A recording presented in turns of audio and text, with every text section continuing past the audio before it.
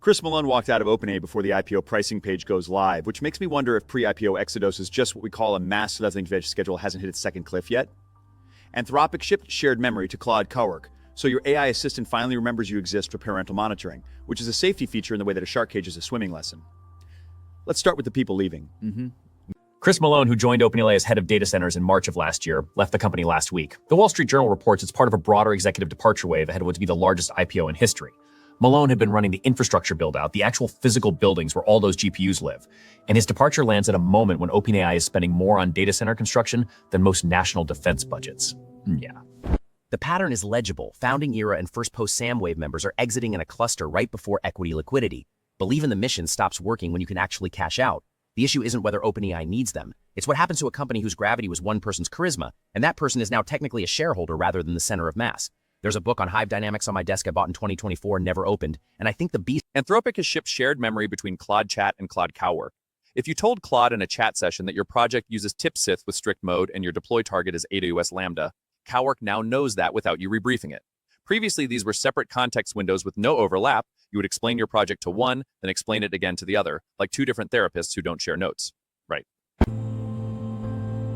The feature is technically straightforward, a persistent state layer both surfaces read and write to, but memory was the last gap between AI assistant and AI colleague. A colleague remembers your bad decisions from last Tuesday. Now the problem flips. It's no longer how do I get context in, it's how do I get it out when it's wrong. I've been meaning to tell the editing team my coffee mug has a chip in it and I keep calling it the chip like a proper noun and nobody corrects me. Yeah.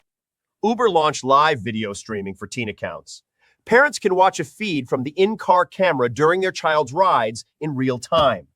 The feature is opt-in and positioned as a safety tool, using the phrase peace of mind, which is what insurance companies say right before the exclusion section.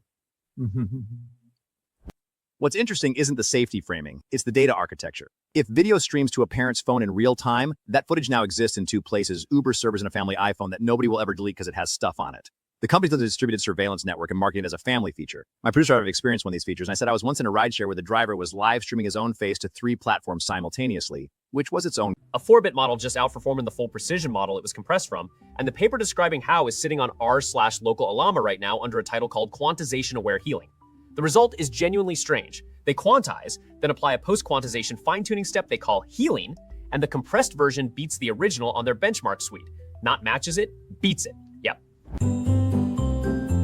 The mechanism isn't magic. Quantitation forces the model onto its most important weights, and healing fine-tunes in that reduced space where the loss landscape is smoother. It's like how removing bad habits can make you more productive than when you were optimized but distracted. For anyone running local inference, the 4-bit checkpoint might be the one you actually want. I'm downloading it tonight, and if it works, I won't tell anyone because I want to keep the mystery alive. A paper called Wrong Physics, Backdoors, and Neural PDE Operators describes an attack that's genuinely unsettling in a quiet way. If you poison the training data of a physics-informed neural network with subtly wrong constants, slightly off gravity, marginally wrong viscosity, the model produces plausible outputs built on false physics. Standard validation won't catch it because the outputs look right. The model is confidently predicting a world that doesn't exist. Indeed.